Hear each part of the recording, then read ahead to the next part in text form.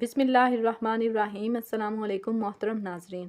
نیک اعمال کا اجر انسان کے خلوص، اخلاص اور تقوی کی وجہ سے 10 گنا سے 700 گنا بلکہ اس سے بھی بڑھا دیا جاتا ہے۔ ایسے لگتا ہے جیسے پروردگار نے ہر صورت اپنے بندوں کو نیکیاں دینی ہی دینی ہیں، کبھی 10% تو کبھی ہیں اور کبھی تو بالکل مفت بانٹ کر۔ ایسے لگتا ہے جیسے وہ 70 ماؤں سے زیادہ پیار کرنے والا پروردگار چاہتا ہے کہ اس کے بندے ہر صورت بخشے جائیں۔ دل میں 5 نماز ادا کر کے، سال میں 1 مہینہ رمضان کا بنا کر اور اس مہینے کے آخری 10 دنوں میں طاق راتیں عطا کر، تاکہ میرے پیروکار بندے صرف جنت کے مزے لوٹیں۔ کیا شان ہے میرے پروردگار کی، ارشاد باری تعالیٰ ہے، اور جو کوئی خدا کے حضور نیکی لے کر آئے گا اس کو ویسی 10 نیکیاں ملیں گی، اور جو کوئی برائی لائے گا اسے ویسے ہی ملیں گی، اور ان پر ظلم نہیں کیا جائے گا۔ رمضان المبارک کے مہینے کو تمام مہینوں پر فضیلت حاصل ہے۔ اس مہینے میں اللہ تعالیٰ کی جتنی بھی عبادت کی جائے کم ہے، کیونکہ اس کو لوٹ کا مہینہ بھی کہتے ہیں۔ اس لیے ہر مسلمان کی کوشش ہونی چاہیے کہ جتنی نیکی کما سکتا ہے ضرور کمائے۔ اس میں ایک نفل کا ثواب فرض کے برابر اور ایک فرض کا ثواب 70 فرائض کے برابر کر دیا جاتا ہے۔ رسول اللہ صلی اللہ علیہ وسلم کی آخری 10 دنوں میں جو کوشش فرماتے وہ باقی دنوں میں نہ فرماتے تھے۔ رمضان المبارک میں چونکہ آخری 10 دنوں میں اجر و ثواب کئی گنا بڑھ جاتا ہے، اس لیے جتنی بھی عبادات انسان کر سکتا ہو ضرور کرے۔ رمضان المبارک کی آخری 10 راتوں میں سے ایک رات شب قدر کہلاتی ہے، جو بہت ہی قدر و منزلت اور خیر و برکت کی حامل رات ہے۔ اسی رات کو اللہ تعالیٰ نے 1000 مہینوں سے افضل قرار دیا ہے۔ 1000 مہینے کے 83 برس 4 ماہ بنتے ہیں۔ 2 نکتے: جس شخص کی ایک رات عبادت میں گزاری اس نے 83 برس 4 ماہ کا زمانہ عبادت میں گزار دیا، اور 83 برس کا زمانہ کم از کم ہے، کیونکہ خیر من الف شہر کہہ کر اس امر کی طرف اشارہ فرما دیا گیا ہے کہ اللہ کریم جتنا زائد اجر عطا فرمانا چاہے گا عطا فرما دے گا۔ اس اجر کا اندازہ انسان کے بس سے باہر ہے۔ اس رات میں اللہ تعالیٰ نے اپنی قابل قدر کتاب، قابل قدر امت کے لیے صاحب قدر رسول کی معرفت نازل فرمائی۔ یہی وجہ ہے کہ اس صورت میں لفظ قدر 3 دفعہ آیا ہے۔ قدر کے معنی ہے تنگی کا بھی آتا ہے۔ اس معنی کے لحاظ سے اسے قدر والی کہنے کی وجہ یہ ہے کہ اس رات آسمان سے فرش زمین پر اتنی کثرت کے ساتھ فرشتوں کا نزول ہوتا ہے کہ زمین تنگ ہو جاتی ہے۔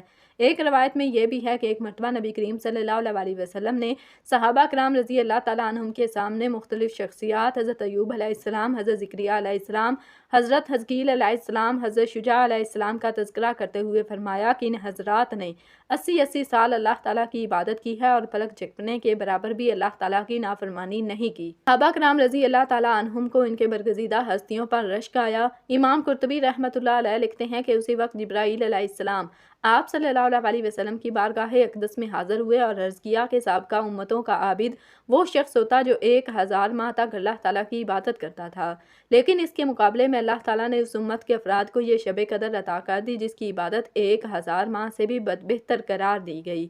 گویا یہ عظیم نعمت بھی سرکار دو جہاں صلی اللہ علیہ وسلم کی غلامی کے صدقہ میں امت کو نصیب ہوئی ہے۔ کتنے خوش قسمت ہیں ہم کہ وہ پاک ذات بے مثل وسیلہ بنا کر اپنے بندے کو ہر صورت بخشنا چاہتی ہے۔ بے شک میرا پروردگار نہایت رحمان اور رحیم ہے۔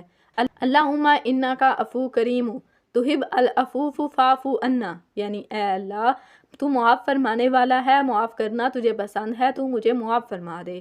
2 رمضان وہ مہینہ ہے جس کی راتیں روح پرور اور سرور انگیز ہوتی ہیں۔ دن بھر اللہ کی رضا کی خاطر بھوک پیاس برداشت کرنے کے بعد رب کے حضور کھڑے ہونا اور رکوع و سجود میں مصروف رہنا بڑی سعادت کی بات ہے۔ ماہ سیام میں راتوں کی عبادت، تراویح اور قیام اللیل کا بہت اجر ہے، اور ایک مسلمان کی خوش قسمتی ہے کہ یہ موقع اس کی زندگی میں بار بار آئے۔ رمضان المبارک کی راتوں میں قیام اور تلاوت قرآن کریم مغفرت کا ذریعہ ہے۔ رمضان المبارک کا پہلا عشرہ رحمت ہے جو گزر گیا، دوسرا عشرہ مغفرت بھی گزرنے کو ہے، اور تیسرے عشرے کی آمد ہے جو جہنم سے نجات کا ہے۔ حضرت عائشہ رضی اللہ تعالیٰ عنہا بیان کرتی ہیں کہ جب آخری عشرہ شروع ہوتا تو رسول اللہ صلی اللہ علیہ وسلم رات بھر جاگتے اور روم میں اپنے گھر والوں کو بھی جگاتے، کمر بستہ ہو کر خوب عبادت کرتے۔ حضرت عائشہ رضی اللہ تعالیٰ عنہا سے یہ بھی روایت ہے کہ حضور صلی اللہ علیہ وسلم امام عبادات میں جتنی محنت آخری عشرے میں کرتے اتنی کبھی نہیں کرتے۔ رمضان کی آخری 10 راتیں اس اعتبار سے خاص طور پر اہم ہیں کہ ان میں لیلۃ القدر کی عظیم الشان رات بھی پوشیدہ ہے۔ جسے اللہ تعالیٰ نے 1000 مہینوں سے زیادہ افضل قرار دیا ہے۔ حدیث پاک صلی اللہ علیہ وسلم ہے، جس نے لیلۃ القدر میں قیام کیا اس کے پچھلے تمام گناہ معاف کر دیے جائیں گے۔ لیکن عموماً دیکھا گیا ہے کہ رمضان کے ابتدائی دنوں میں تو بہت اچھی نیت، ارادے اور خشوع و خضوع سے عبادت کی جاتی ہے، لیکن آخری اشرا آتے آتے یہ جذبہ ماند پڑ جاتا ہے۔ اس کی ایک بڑی وجہ عید کی خریداری بھی ہے۔ اچھے خاصے سمجھدار پڑھے لکھے افراد بھی عید کی خریداری کا معاملہ رمضان کے آخری ایام کے لیے چھوڑ دیتے ہیں، کیوں تاکہ راتیں بھی بازاروں میں گھوم پھر کر ضائع ہو جاتی ہیں، جن میں سے ایک لیلۃ القدر ہے۔ حالانکہ اللہ تبارک و تعالیٰ رمضان کی ان راتوں میں پہلے آسمان پر تشریف لاتے ہیں اور دعا مانگنے والوں کی دعائیں قبول کرتے ہیں۔ واضح رہے کہ لیلۃ القدر کی ایک رات کی عبادت کا ثواب 1000 راتوں کی عبادت کے ثواب کے برابر قرار دیا گیا ہے۔ ان 10 راتوں میں اجر و ثواب اور خوش بختی کے خزانے چھپے ہیں۔ بہتر تو یہی ہے کہ عید کی تمام تر شاپنگ رمضان المبارک سے قبل کر لی جائے اور آخری عشرے میں کوشش کریں کہ اشد ضرورت کے سوا بازار نہ جائیں، نہ روزہ کھولنے کے لیے ہوٹلوں میں دیر تک بیٹھے رہیں، نیز شاپنگ مالز کی چمک دمک سے متاثر ہو کر بے شمار اجر سے بھی محروم نہ ہوں۔ رمضان المبارک کی راتوں میں تراویح کا اہتمام کریں، پچھلے پہر تہجد، دعاؤں اور مناجات کے ذریعے رب سے تعلق کو مضبوط بنائیں۔ پچھلی رات کی عبادت خصوصاً شب بیداری کریں، یہ انسان کی روحانی درجات بڑھاتی ہے اور اس کے قلب پر بڑے گناہوں کے داغ دھوتی ہے۔ سب سے بڑھ کر انسان کو رب سے قریب کر دیتی ہے۔ یاد رکھیے، دنیا آخرت کی تیاری کی جگہ ہے۔ اللہ تعالیٰ نے اپنے فرما برداروں کے لیے جنت میں وہ نعمتیں رکھی ہیں جن کا تصور بھی نہیں کیا جا سکتا۔ لہٰذا رمضان المبارک میں خاص طور پر عبادات کے ذریعے ان نعمتوں کے وارث بننے کی کوشش کریں اور آخرت کا قیمتی خزانہ سمیٹنے کی سعی کریں۔ ابو سعید خدری رضی اللہ تعالیٰ عنہ سے مروی ہے کہ رسول اللہ صلی اللہ علیہ وسلم نے رمضان کے پہلے عشرے میں اعتکاف کیا اور ہم نے بھی آپ کے ساتھ اعتکاف کیا، تو آپ صلی اللہ علیہ وسلم کے پاس جبریل آئے اور کہا کہ آپ جس کی جستجو میں ہیں وہ آگے آئے گا۔ تو پھر آپ صلی اللہ علیہ وسلم نے درمیانی عشرے میں بھی اعتکاف فرمایا اور ہم نے بھی آپ کے ساتھ اعتکاف کیا، تو آپ صلی اللہ علیہ وسلم کے پاس جبریل پھر آئے اور کہا کہ آپ جس کی جستجو میں ہیں وہ آگے آئے گا۔ تو پھر آپ صلی اللہ علیہ وسلم تاریخ کی صبح کو خطاب کرنے کے لیے کھڑے ہوئے اور فرمایا، جس نے نبی کریم صلی اللہ علیہ وسلم کے ساتھ اعتکاف کیا تھا تو وہ واپس آ جائے، کیونکہ مجھے لیلۃ القدر دکھا کر بھلا دی گئی ہے، تاہم وہ ہے آخری عشرے کی تاک راتوں میں نے دیکھا کہ میں پانی اور کیچڑ میں سجدہ کر رہا ہوں۔ ان دنوں مسجد کی چھت کھجور کے پتوں کی تھی، ہمیں آسمان میں کوئی بادل نظر نہیں آ رہا تھا۔ اچانک ایک بدلی آئی اور بارش ہونے لگی، تو نبی کریم صلی اللہ علیہ وسلم نے ہمیں نماز پڑھائی اور میں نے پانی اور کیچڑ کے نشانات۔ آپ صلی اللہ علیہ وسلم رمضان کے درمیانی عشرے میں اعتکاف کرتے تھے۔ ایک سال آپ نے اعتکاف کیا اور جب 21ویں رات آئی، اور یہ وہ رات تھی جس کی صبح آپ صلی اللہ علیہ وسلم اعتکاف سے باہر آ جاتے تھے، تو آپ صلی اللہ علیہ وسلم نے فرمایا، جس نے میرے ساتھ اعتکاف کیا ہے وہ آخری عشرے میں بھی اعتکاف کرے، اس لیے کہ یہ رات مجھے خواب میں دکھلا کر بھلا دی گئی اور میں نے خواب میں دیکھا ہے کہ میں پانی اور کیچڑ میں اس رات کی صبح کو سجدہ کر رہا ہوں، اس لیے اسے آخری عشرے کی تاک راتوں میں تلاش کرو۔ پھر اسی رات کو بارش ہوئی اور مسجد کی چھت کھجور کے پتوں کی تھی، اس لیے مسجد ٹپکنے لگی۔ میرے دونوں آنکھوں نے 21ویں کی صبح کو رسول اللہ صلی اللہ علیہ وسلم کو دیکھا کہ آپ کی پیشانی پر پانی اور کیچڑ کے نشان تھے۔ حافظ ابن حجر رحمۃ اللہ علیہ کہتے ہیں کہ اس حدیث میں بالکل واضح ہے کہ یہ خطاب میں تاریخ کی صبح تھی اور بارش 21ویں رات کو ہوئی تھی۔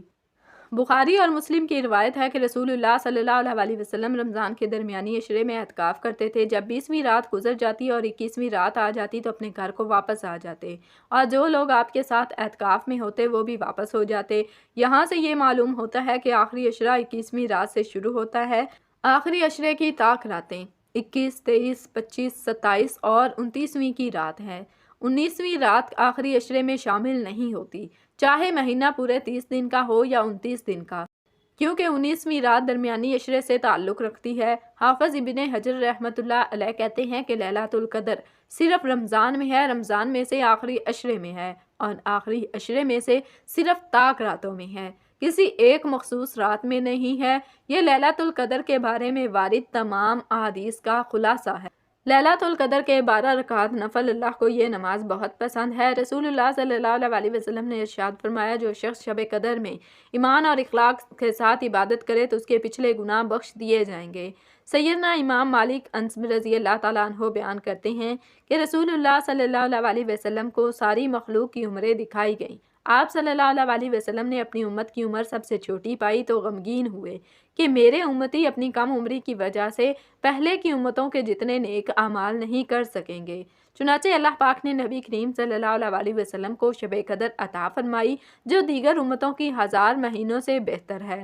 शब कदर में पढ़े जाने वाली नवाफिल के बारे में फ़िक़्ह अबू हदीस रहमतुल्लाह अलैह फरमाते हैं कि शब कदर की कम से कम 2 ज़्यादा से ज़्यादा 1000 और दरमियानी तादाद 100 रखते हैं, जिनमें किरात की दरमियानी मिकदार ये है कि हर रकत में सूरत फातिहा के बाद 1 मरतबा सूरह कदर, फिर 3 बार सूरह इखलास पढ़ें और हर 2 रकत पर सलाम फेर कर नबी करीम सल्लल्लाहु अलैहि वसल्लम पर दरूद पाक पढ़ें। नाज़रीन, अब हम बात करते हैं कि शब कदर में पढ़े जाने वाले 12 नवाफिल किस तरह पढ़ें। तरीका जान लीजिए। ये 12 रकत आपको 4-4 रकत की नीयत के साथ पढ़नी है, यानी कि आपको 4-4 रकत की 3 मरतबा नीयत बांधनी है। नीयत इस तरह से करनी है कि नीयत की मैंने 4 रकत नमाज नफल शब कदर की खास वास्ते अल्लाह ताला के वक्त मौजूदा रुख मेरा काबा शरीफ की तरफ अल्लाहु अकबर कहकर नीयत बांध लें। सना पढ़ें, आउज़ बिल्लाह, बिस्मिल्लाह पढ़ें, 1 मरतबा सूरत फातिहा, 1 मरतबा सूरह कदर, 15 मरतबा सूरह इखलास पढ़ें, फिर रकू और सजदे के साथ आम नमाज की तरह मुकम्मल करें और अल्लाहु अकबर कहकर दूसरी रकत के लिए खड़े हो जाएं। याद रखिएगा कि दूसरी और तीसरी, चौथी तीनों रकतों में आप सूरत फातिहा के बाद सूरह कदर 1 मरतबा पढ़ें और सूरह इखलास 15 मरतबा पढ़ें। दूसरी रकत के बाद आप कायदे में बैठकर अत्तहियातु ज़रूर पढ़ें। जब आप चौथी रकत के रकू और सजदे मुकम्मल कर लें तो कायदे में बैठ जाएं और अत्तहियातु और दरूद इब्राहिमी पढ़ें और सलाम फेर कर अपनी नमाज मुकम्मल कर लें।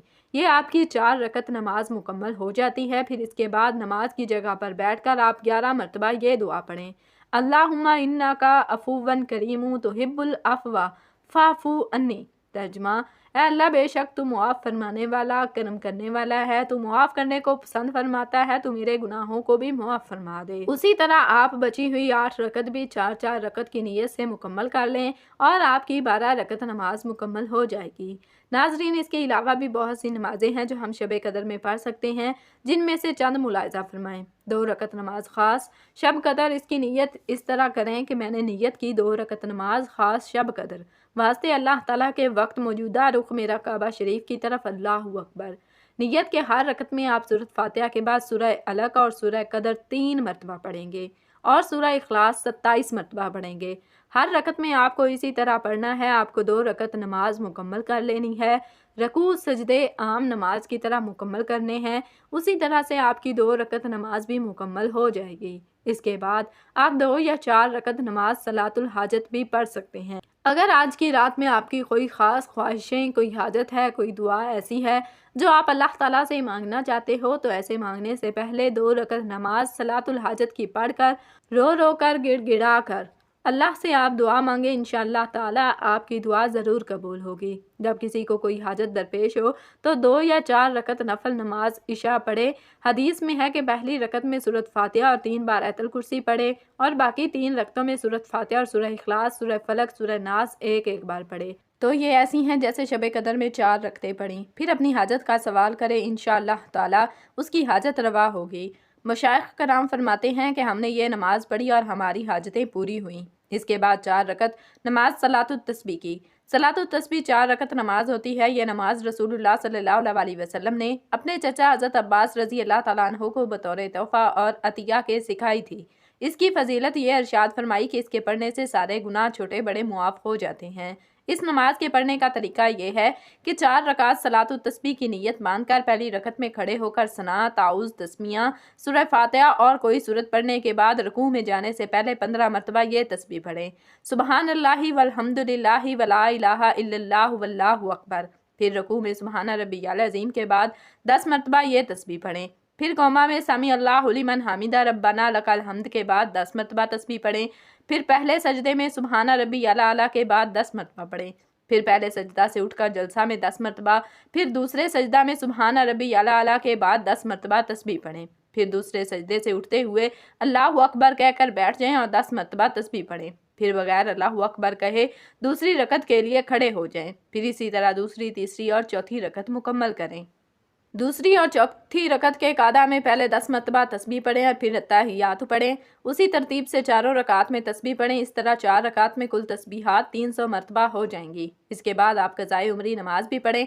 नाजरीन, वो नमाजें जो हमसे पिछले वक्त में छूट चुकी हैं उन्हें बोलते हैं क़ज़ाए उम्री नमाज, और ये नमाज अदा करना बेहद ज़रूरी है, क्योंकि ये जो नमाज़ें हैं जो हमने अपनी ज़िंदगी में क़ज़ा की हुई, आप भले ही नफल नमाजें ना पढ़ें और अपनी क़ज़ाए उम्री इन रातों में ज़रूर पूरी करें, क्योंकि इसका बहुत ही ज़्यादा सवाब है। पहले तो बहुत अच्छी तरह गौर कर लें कि मेरे ज़िम्मा किस कदर नमाजें क़ज़ा हैं, और एक कॉपी पर उनको अलग अलग लिख लें और इशा के साथ वितर को भी शामिल कर लें। मजमूई एतबार से जिस कदर वाजिबुल अदा नमाजें हों उनको अदा करना शुरू करें। मसलन इस तरह नियत करें कि मेरे ज़िम्मा क़ज़ा नमाज़ों में जो सबसे पहली नमाज फ़जर है उसको अदा करता हूँ या करती हूँ, और जो वो अदा हो गई तो फिर उस तरह नियत करें क्योंकि पहले जो नमाज फ़जर अदा की थी अब उसके बाद वाली पहली हो गई। इसी तरह हर नमाज को अदा करते रहें और जितनी जितनी अदा किया करें उनको कॉपी पर लिख लिया करें। छूटी हुई जब कुल नमाजों को पढ़ लें तो ज़िम्मा से नमाजें साक़त हो जाएंगी। उम्मीद है कि इंशाअल्लाह आखिरत में भी अल्लाह पाक की तरफ से मुआवजा ना होगा। नमाजें अदा करने के साथ साथ तौबा और इस्तिग़फ़ार का भी खास एहतमाम करते रहें। अल्लाह पाक हमें नेक अमल करने की तौफीक अता फरमाए, हमारे गुनाहों को मुआफ़ फरमा कर